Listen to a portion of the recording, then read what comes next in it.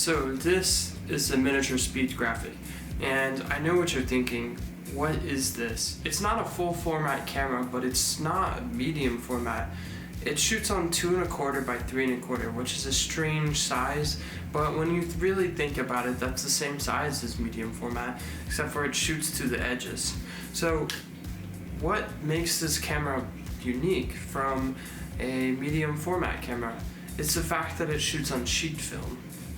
Sheet film comes by pretty sparingly with this camera since it's been out of production for ages now. It was the only camera to shoot medium format size sheet film in existence to this day. Created in the 1930s, it was originally used as a reporting camera because of its size and how light it is. It's easy to hold in two hands and have a flash here and your arms not get tired holding it. You don't need a tripod to set it up, and you don't need a heavy and large film to carry around. It's relatively portable, which is what made it a great option for reporting. Enough being said about this camera, I want to move on to just a general overview of this camera. So let's go ahead and check that out. So this is the case that actually came with the camera.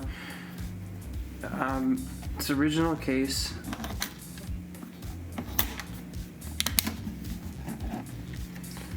See the cameras in here, and there's slots for film holders.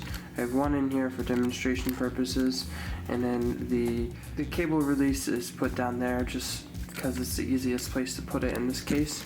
Once the camera's out of its case, it's pretty simple setup. So the first thing you want to do is go ahead and take this camera, turn it upside right, and make sure that the front, the thing that flips out, is away facing out so that it can swing out. You then press on this little divot right here, pop that into place, and then you take the focus ring and you push that all the way until it's infinity, on an infinity, just like that.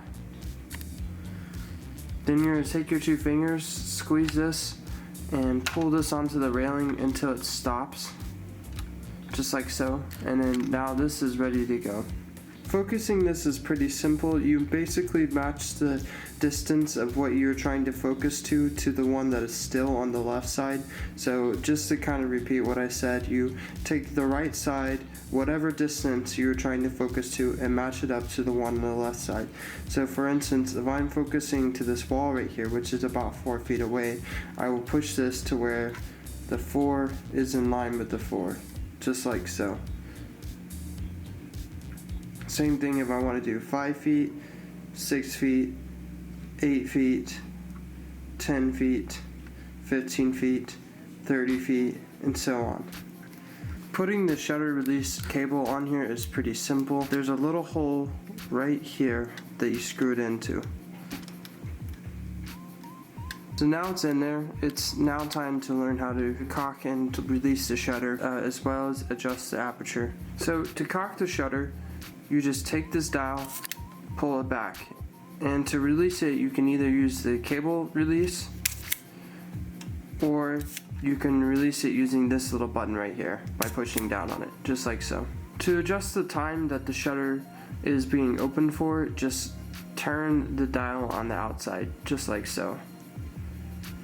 So you can see I have it set to 1/400th of a second now 1/100th, 1/25th, 1/10th, so on, bulb, and finally time mode. Time mode allows you to open the shutter with a click and then release it for viewfinding.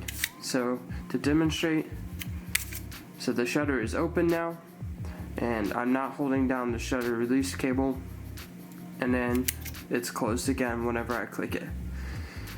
To adjust the aperture, you're going to move this ring right here.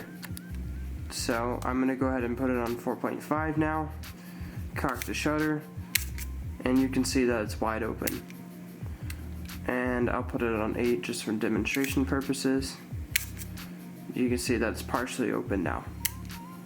Next, let's move on to how to viewfind. So to viewfind through this camera, the first thing you need to do is adjust it to the T setting, just as demonstrated previously. Cock the shutter, release it to where it's open. Move the aperture wide open so you can view through the viewfinder. Then flip the camera over and release the tab by pushing on this silver tab right here. And just like that, you can view through the viewfinder, which you probably can't see anything except for the reflection. So once you're done viewfinding, just go ahead and cock the shutter again to release it to where it's not seeing through the film anymore. Loading the film on this camera is very simple, but it took me a while to learn how to do this. So to load the film, you actually put it into the slot right here onto the side, just like so. So you take it with the dark slides facing out and you insert it just like this, and you push until it clicks into place. And then whenever you're ready to take the picture, you just remove the dark slide, release the shutter just like you normally would. There is a viewfinder here, and as well as the mechanical viewfinder, which is this metal bar right here. So you can use a number of those to help you look for what you're actually going to get imaged. And to put the camera back into its case, you just wind this all the way down until it's infinity equals infinity. You squeeze this just like so and push it back, and then finally you take your fingers and push down on these two divots, and then it pops up. That clicks into place and it's all ready to go. I hope this gives just a little bit of an insight to what this camera is, because I know there's not a lot of videos out there about it. So if you made it to the end, thank you so much for watching. Just go ahead and subscribe to me, I'd really appreciate it. I'll be doing more camera reviews on cameras that are behind me in the future, so just look out for those, and once again, thank you for watching.